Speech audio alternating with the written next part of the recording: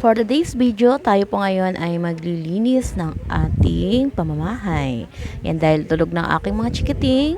Yan, umpisa na po natin maglinis. Ayan, nagkuskus na po ako dyan sa aking lababo kasi may mga bakas na po ng hindi ka nais-nais. Charot.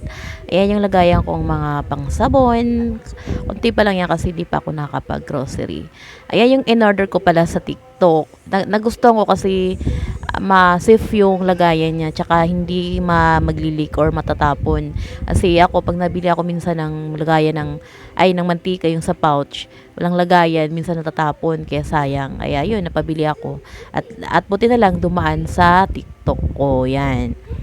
Mura lang naman po siya. Ayan, nilinisan ko na.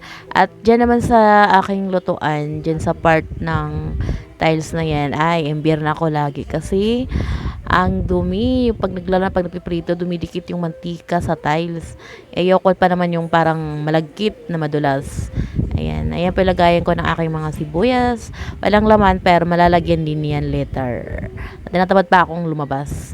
Ayan, kinuskus ko na po yan na syempre para walang langaw kasi isa sa pinaka-hit ko din yung may nakikita kong langaw.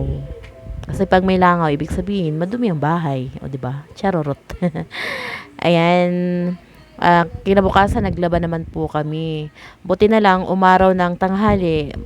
Sad nga lang kasi kinahapunan, umulan naman. Pero at least nakapantulo na kasi yung dryer namin ngat-ngat ng daga.